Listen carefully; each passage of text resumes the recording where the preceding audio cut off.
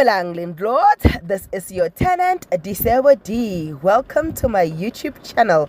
Please do like, share and subscribe. And if you have anything to say, anything at all, please do drop a comment. I would really like to hear from you. My landlord umkhokha the curse. I am not happy. I am not happy. All right, let's dive in.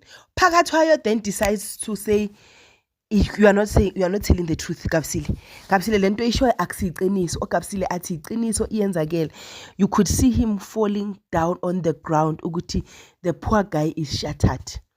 The poor guy is in shambles. Like bowubona ukuthi akakholwa ayishem uKapsile azama ukumthinta ubona phakathi wabona asikisa kera kabomu asukuma phakathwayo ayu confront uMamZobe.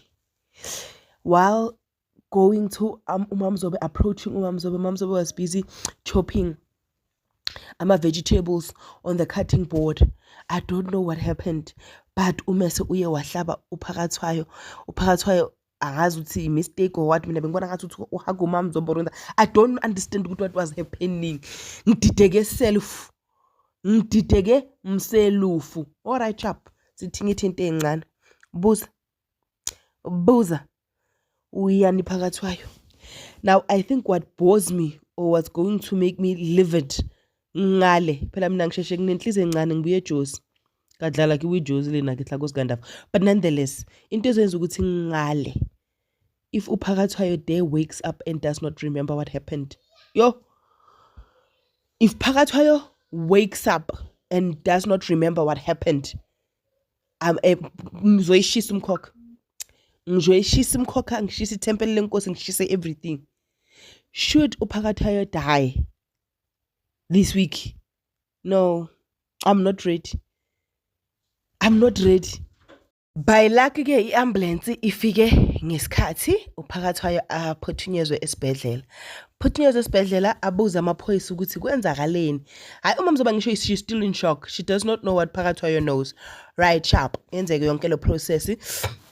uKapsile amaphoyisa sewahambile confront umamakhe ukuthi girl nonye kuyirang pila no tsamabyang because lo muntu lo bekathi uba right. Wena wathi vum bookings after sozwile ukuthi ngiconfessile. Athi uconfesseni kahle Kapsile. Athi ngimtshelile ngendaba kaMvela asinamanzi nani. MamZobe no akatswa out of her skin and fly because wow. I wamtshela uKapsile the way adoma ngakhona. Babafika ekhaya wamtshela ukuthi number 1 le story sakho I am going to deny.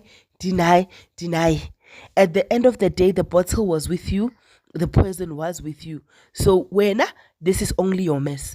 Like guys, I hate how the storyline is changing from making uMamZobe the villain and to making uKapsile the villain, because uKapsile right now she's the one that's guilty. uKapsile right now she is the one that is guilty because uMamZobe uthini angizingeni. uKapsile wayaphansi wakhala ugirl wakhala.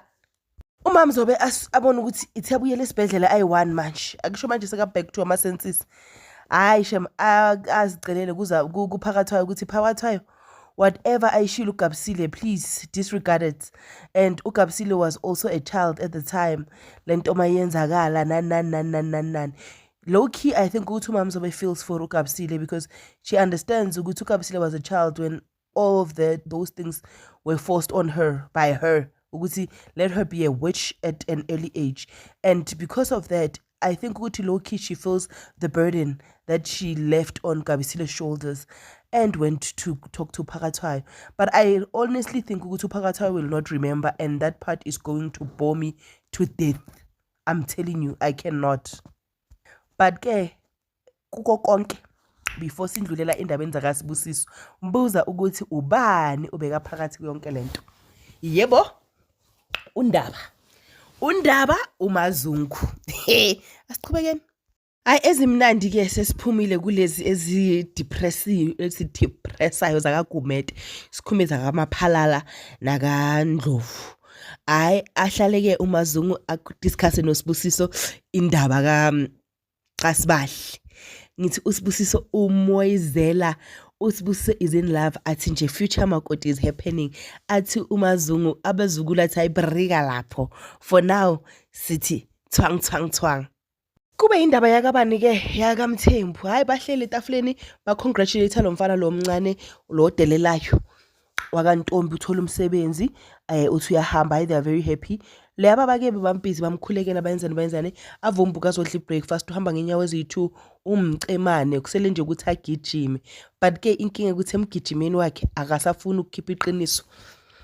Bathi bayamncenga athi I made a promise to my family sivumelene ukuthi what we have decided ukuthi uma Mzobe mela jeze asafare for lento ayenze kubaba kubhuti wami it must stick. It means ukuthi despite umvela sampholisile, despite ama efforts kaMabusi, despite anything mele ayenzeni athi hakamatorokisi because akafuni ukumpholisa akasafuni ukuveza isidumbu akasazingeni ahambe yotshela umuntu wakhe uGabisile ukwate uZamcolo. Into ebeyisele nje ukuthi uZamcolo ambambe ngamawashini.